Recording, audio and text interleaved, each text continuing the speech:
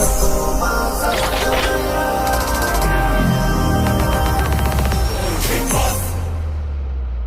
Guys, Thoyyib മീഡിയയിലേക്ക് എല്ലാവർക്കും സ്വാഗതം. ഇന്നും ബിഗ് ബോസ് ടോക്കാണ്. ലാലേട്ടൻ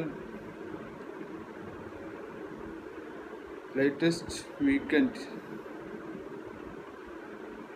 42ാമത്തെ എപ്പിസോഡ് വരാൻ പോവുകയാണ്. ഒരു ഗംഭീര പ്രമോ ഇന്ന് 9 മണിക്ക് പൊട്ടും. അതിൻ്റെ പ്രമോ നമുക്കൊന്ന് കണ്ട് തിരികെ വരാം. ആരാണ് വീട്ടിൽ കയറ്റാൻ കൊള്ളാത്ത ആൾക്കാർ? എന്താണ് ലക്ഷ്മി, ഇതിന് ആൻസർ ചെയ്തേ പറ്റൂ. പേഴ്സണലി അതിനോട് വിയോജിപ്പുണ്ട്. നിങ്ങളുടെ വിയോജിപ്പ് അവർക്കെന്താ? നിങ്ങളുടെ ചില വിജയിക്കുന്ന ആളാണ്. ഞാൻ എന്റെ വീട്ടിൽ കയറ്റുമല്ലോ അവര്. ഇത്തരം കമന്റുകൾ സൂക്ഷിച്ചുപയോഗിച്ചില്ലെങ്കിൽ മസ്താനിക്ക് എന്താണ് കുഴപ്പം? ഇത് നോർമലൈസ് ചെയ്യുന്നതിനോട് എനിക്ക് താല്പര്യമില്ല. മറ്റുള്ളവർക്ക് ആർക്കും ഒരു പ്രശ്നമല്ല, നിങ്ങൾക്ക് മാത്രം എന്താണ് ഇത്ര പ്രശ്നം? നിന്റെയൊക്കെ വീട്ടിൽ കയറ്റാൻ കൊള്ളാത്ത എന്ന് പറയാൻ നിങ്ങൾക്ക് എന്ത് അധികാരമുണ്ട്? എന്തിനാണ് അവരെ ബുദ്ധിമുട്ടിക്കുന്നത്? ഇറങ്ങിപ്പോക്കോളൂ, ഷോയിൽ നിന്ന് ഇറങ്ങിപ്പോക്കോളൂ. ബിഗ് ബോസ് മലയാളം സീസൺ 7 കടുക്കിച്ച വാക്കുകൾ തന്നെയാണ് ലാലേട്ടൻ ഉപയോഗിച്ചത്. ഇറങ്ങിപ്പൊക്കോളൂ, സീസണിൽ നിന്ന് ഇറങ്ങിപ്പൊക്കോളൂ എന്നുള്ള വാക്ക് വരെ ലാലേട്ടൻ്റെ വാക്കിൽ നിന്ന് വന്നു എന്നതാണ്. അതായത് ഈ ഒരു മാതിരി അരഗൻ്റായ ഒരു ആറ്റിറ്റ്യൂഡ് ഇട്ട് കളിക്കുകയായിരുന്നു അവിടെ ലക്ഷ്മി. മസ്താനിയും അതുപോലെ തന്നെയായിരുന്നു. എന്ത് കളിച്ചാലും 7ന്റെ പണി നമുക്ക് കിട്ടില്ല എന്നുള്ള അഹങ്കാരം കൊണ്ടാണോ ഒരു ലെസ്ബിയൻ കപ്പിളിനെ അപമാനിച്ച് വിടാൻ നോക്കുന്നത് എന്നത് നമ്മളല്ല അവരെ ജഡ്ജ് ചെയ്യേണ്ടത്. നമ്മളെ കൈകളിലല്ല ഈ പറയുന്ന ജഡ്ജ്മെൻറ്റിൻ്റെ കൂമ്പാരം കിടക്കുന്നത്. ലക്ഷ്മിയുടെ വർത്തമാനം കേട്ടാൽ ഇവരെ ബിഗ് ബോസിൽ ഇരുത്തത്തില്ല എന്ന് പറയാൻ ഇവർക്ക് എന്താ അവകാശം? ഈ പറയുന്ന ലക്ഷ്മി എന്ന് പറയുന്ന പെൺകുട്ടിക്കും മസ്താനിക്കില്ലാത്ത കുഴപ്പം ലക്ഷ്മിക്കും. ബാഡ് ടച്ചും ഗുഡ് ടച്ചൊക്കെ ഈ ലക്ഷ്മിയാണ് എല്ലാം തീരുമാനിക്കുന്നത്. അതായത് BB7 ഏറ്റവും വേഴ്സ്റ്റ് കണ്ടസ്റ്റൻസ് എന്ന് പറയുന്ന ഒരു രീതിയിലേക്ക് എത്തിയത് ലക്ഷ്മിയുടെ ഈ രീതിയിലുള്ള പ്രവൃത്തി കൊണ്ടാണ്. ഒരു ആറ്റിറ്റ്യൂഡ്, അതായത് ഞാൻ എന്തോ വലിയതാണ് എന്നുള്ള ആറ്റിറ്റ്യൂഡാണ് ലക്ഷ്മിയുടെ മുഖഭാവത്തിൽ നിന്ന് നമുക്ക് കാണാൻ സാധിക്കുന്നത്. ബിഗ് ബോസിനെ അനുസരിക്കില്ല, ബിഗ് ബോസ് പറയുന്ന രീതികളെ നമ്മൾ മാനിക്കില്ല, ഞാനാണ് വലിയവൻ, ഞാനാണ് രാജാവ് എന്ന ആ അധികാര സ്തംഭം ആദ്യം മൂരി മാറ്റണം. ഇല്ലെങ്കിൽ വഷളാവും. സീസൺ 7 ഇത്തരം വേഴ്സ്റ്റ് കണ്ടസ്റ്റൻസ് വന്നു എന്നതും മസ്താനിയും അതുപോലെ തന്നെയാണ്. ഒരു വേഴ്സ്റ്റ് കണ്ടസ്റ്റൻസായി മാറിക്കൊണ്ടിരിക്കുകയാണ്. നല്ലൊരു പേരിന് നല്ലൊരു ആങ്കറായി മാറിയ മസ്താനി ബിഗ് ബോസ് ഷോയിൽ വന്ന് വേഴ്സ്റ്റ് ഒരു പേര് വാങ്ങി പുറത്തേക്ക് പോകുന്ന അവസ്ഥ ആലോചിച്ച് നോക്കി. എത്ര വലിയ ക്രെഡിബിലിറ്റിയാണ് നഷ്ടപ്പെടുന്നത്. ഈ ക്രെഡിബിലിറ്റിക്കൊക്കെ ഒരു അന്തസ്സും അഭിജാത്യഒക്കെ ഉണ്ട് എന്നാണ് ഞാൻ ആലോചിച്ചത്. പക്ഷെ വളരെ നോർമലൈസസ് ആയിട്ട് പറയുകയാണെങ്കിൽ ഇത്തരത്തിലുള്ള വെറും നുണക്കതി പറയുന്ന വെറും അന്തസ്സില്ലായ്മ ഇതൊക്കെയാണ് ഇതിൽ കാണിക്കുന്നത്. ഒരു ഷോ നടത്തിക്കൊണ്ടു പോവേണ്ടത് ആ ഷോ ആണ്, ഷോയിലെ ഡയറക്ടറാണ്. അല്ലാതെ ഇവരെ പോലുള്ള ആർട്ടിസ്റ്റ് തീരുമാനിക്കുന്നതല്ല ഒരു ഷോ നിലനിൽക്കണോ വേണ്ടയോ എന്ന് തീരുമാനിക്കുന്നത്. അപ്പോൾ ഇത്തരത്തിലുള്ള വേഴ്സ്റ്റ് ഒപ്പീനിയൻ നമ്മൾ പറയേണ്ടി വരും. ഇത് ഇവരെ പറ്റിയിട്ടുള്ള ഒപ്പീനിയൻ നമ്മളതല്ലാതെ മറ്റാർക്കും പറയാനും പറ്റില്ല. ഇതൊരു കോണ്ടന്റ് ആവാൻ കാരണവും അത്തരത്തിലുള്ള വർത്തമാനങ്ങൾ, ഭാഷാശുദ്ധി, നമ്മൾ പുറപ്പെടുവിക്കുന്ന ഭാഷ അത് നല്ല രീതിയിൽ കൺട്രോൾ ചെയ്തില്ലെങ്കിൽ ഇതുപോലുള്ളൊരു ഷോയിൽ പെട്ടാൽ അത് നമ്മളെ ഹ്യൂമാനിറ്റി ചെയ്യും. നമ്മളെ അത് എന്തുകൊണ്ടും തറ പറ്റിക്കും.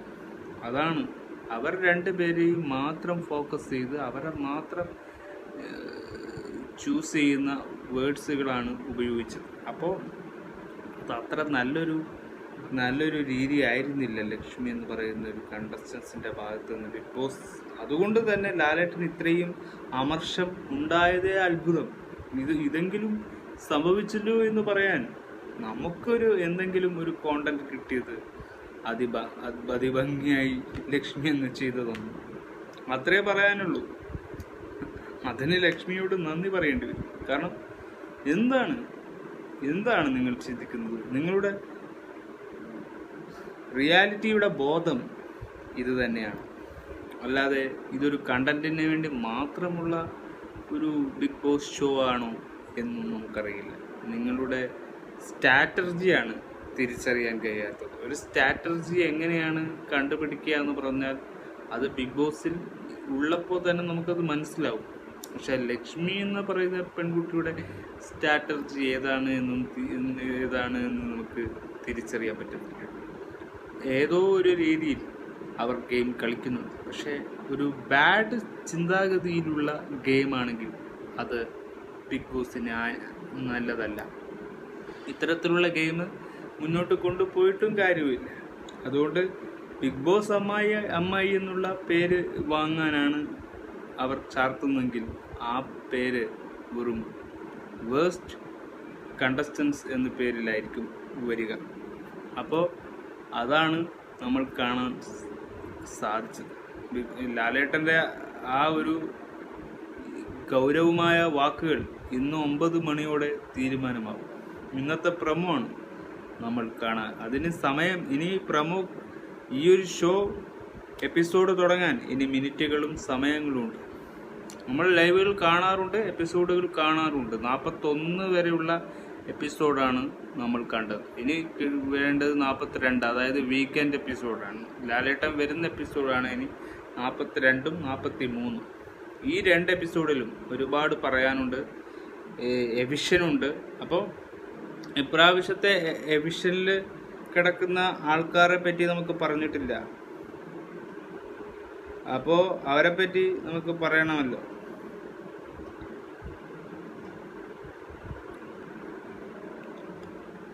ഇപ്രാവശ്യം എവിഷനിൽ ആരൊക്കെ പോകില്ല എന്നൊന്നും നമുക്കറിയില്ല.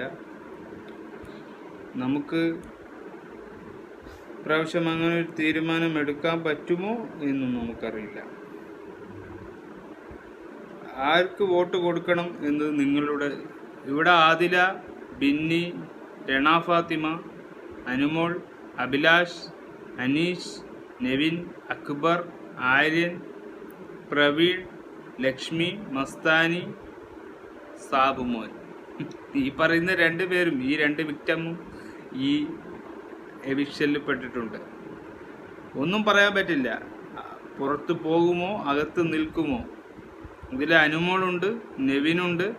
പ്രധാന കക്ഷികളെല്ലാം ഉൾപ്പെട്ട ഒരു എവിക്ഷനാണ്. അപ്പോൾ ഇവരിൽ ആര് പുറത്തു പോയാലും ലോജിക്കില്ലാത്ത ഒരു പുറത്തു പോക്കായിരിക്കും. പക്ഷേ എവിക്റ്റഡ് ആവേണ്ടവർ അവകാശപ്പെട്ടവരാണെങ്കിൽ പോയിക്കോട്ടെ. പക്ഷേ ഈ ഒരു അപവാദം പറഞ്ഞതിന് പേരിൽ പുറത്തു പോകുന്ന അവസ്ഥയാണ് ഭീകരം.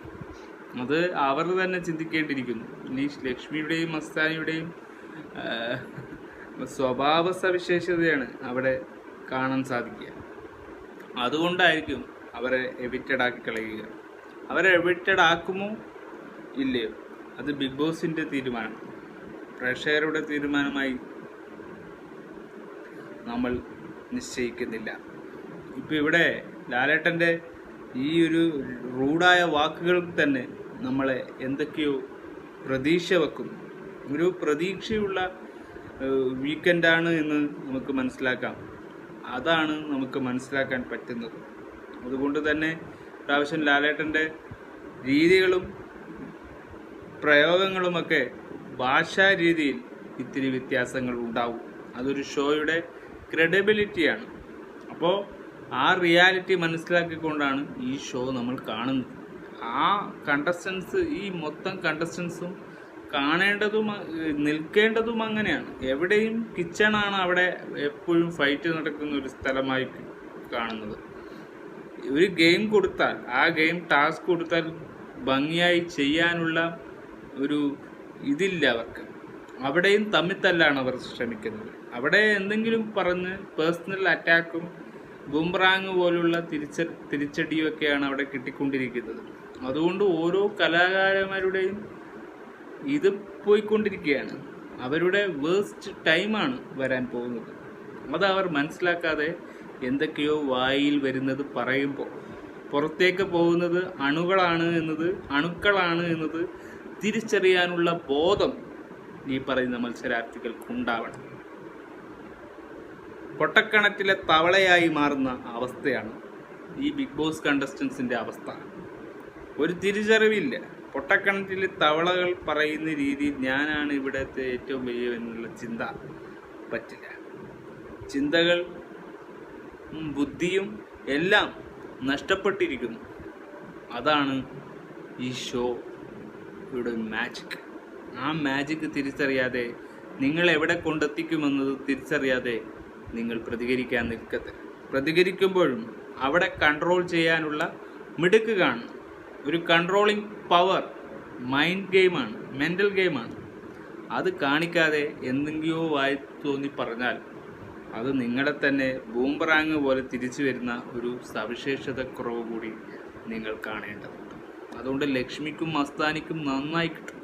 നന്നായി പൊരിച്ചെടുത്ത് വറുത്ത് ഒരു അൽഫാം രൂപത്തിലെങ്കിലും മാറ്റി വെക്കും. അത്രക്കും പറയാനുണ്ട്. അത്ര പ്രവൃത്തികൾ ചെയ്യുന്നുണ്ട്. അക്ബറാണെങ്കിൽ അതിന് മുകളിലാണ്. അപ്പോൾ എത്ര പറഞ്ഞാലും തലക്ക് കയറാത്തവരെ എന്ത് ചെയ്യും? എവിഷൻ പ്രക്രിയയിലേക്ക് മാറ്റലാണ് ബിഗ് ബോസിൻ്റെ ഒരു രീതി. ഇല്ലെങ്കിൽ പണിഷ്മെൻറ്റ്, അല്ലെങ്കിൽ വാണിംഗ്. ഇതിൽ ഏതാണ് നിങ്ങൾ ചൂസ് ചെയ്യുന്നത്? അത് നിങ്ങൾ പറഞ്ഞ് താഴെ കമൻറ്റ് ചെയ്യും. ബൈ.